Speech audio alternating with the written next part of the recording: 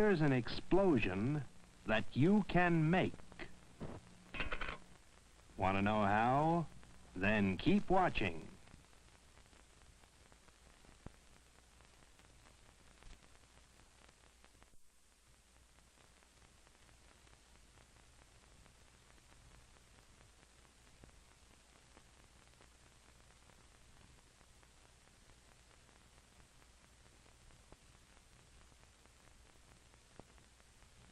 Hello, young neighbors. Welcome to Junior Science. Today, we're going to talk about automobiles. We're going to open them up, look inside, and find out what makes them go. Now, the inside of an automobile looks very complicated. But actually, you can show yourself how an automobile works by doing a few simple scientific experiments. Now, we all know that an automobile runs on gasoline. In the automobile, the gasoline is mixed with air and exploded. Here's an experiment which will show you that a mixture of gasoline and air is explosive. Let's fill a clay pipe with absorbent cotton. Now let's put gasoline until the cotton becomes well soaked. Then let's dip the pipe in some soap suds and blow a bubble. Now, watch what happens when we touch the soap bubble with a lighted candle. So we know that a mixture of gasoline and air explodes when a flame touches it.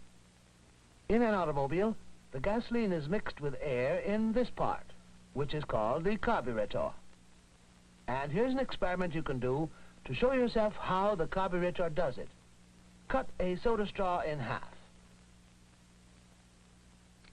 Now stand one half in a glass of water. Hold the end of the other straw next to it. Now if you blow hard across the top of the standing straw, the water will climb up the straw, mix with air, and shoot out in a fine spray.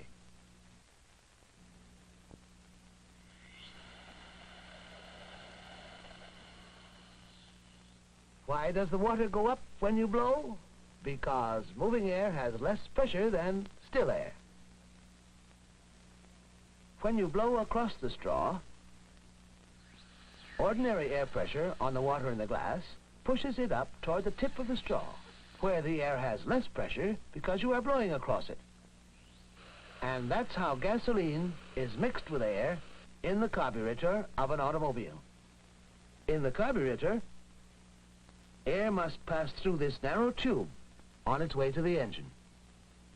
This tight squeeze makes the air speed up, and it pulls drops of gasoline from this tank.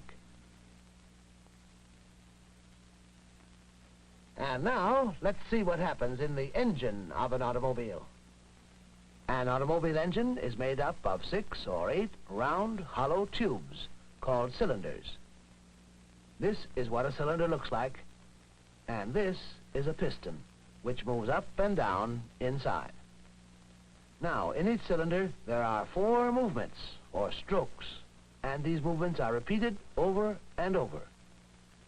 The first stroke is called intake. In this stroke, the intake valve opens, the piston moves down, and the mixture of gasoline and air is sucked into the cylinder. Now, the mixture of gasoline and air can be exploded just the way it is, but we get more power out of it if we compress it before we explode it. So the second stroke in each cylinder is compression.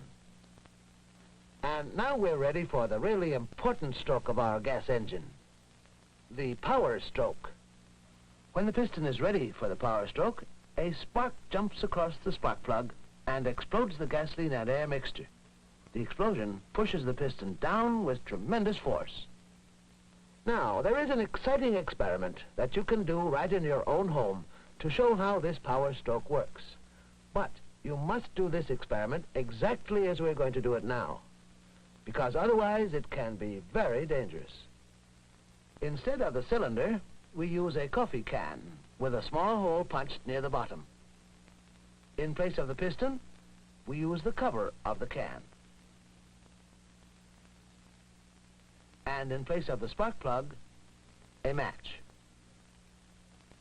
We fill a medicine dropper with gasoline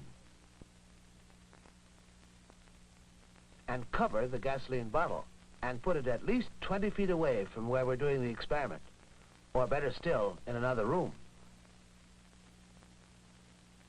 Now we measure 5 drops of gasoline into the can.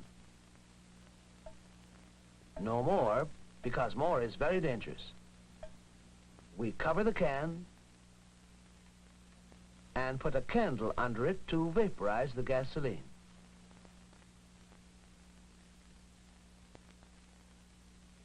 And now for the power stroke. Are you ready? Here we go. We attach a match to a long pencil with a rubber band. Light the match, and holding the far end of the pencil, put the match in the hole. The match acts as a spark plug and explodes the mixture of gasoline and air. Well, that's what happens over and over again in every automobile at the power stroke.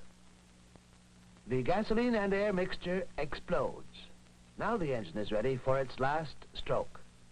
To prepare the cylinder for the next intake stroke, the exhaust valve at the top opens.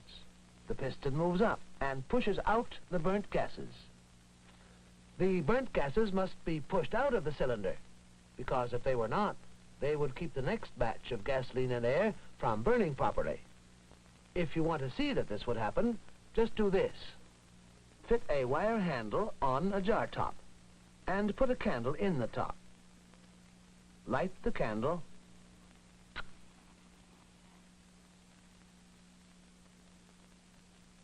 and lower it to the bottom of a tall glass. Cover the glass with a piece of cardboard. Soon the candle burns up all the oxygen in the glass and goes out. As soon as the candle goes out, slide off the cover and lower a burning match into the glass. Now clear the burnt air from the glass by pulling out the jar top, in the same way that the piston in the automobile engine pushes out burnt gases on the exhaust stroke. Now when you put in a burning match, it stays lit. So we see that each cylinder of a gas engine in an automobile has 4 strokes: intake, compression, power, exhaust.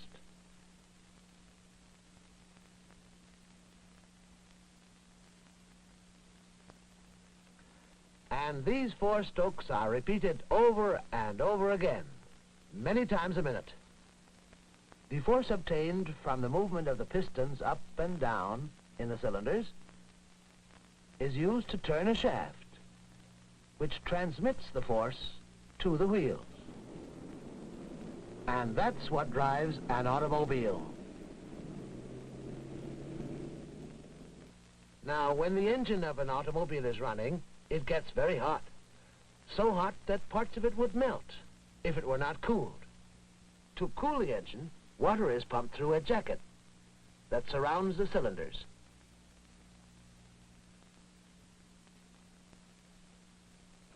How does plain water cool a very hot automobile engine? Here's an experiment you can do that will show you how it can. If you take a paper cup and put it over a flame, the cup catches fire. But now, with another paper cup, pour in about 1/4 of a cup of water. Hold the cup over a candle flame, and the water soon starts to boil. And yet the paper cup does not burn. The reason is that the water, even though it is hot, carries off enough heat from the cup so that the paper does not get hot enough to burn.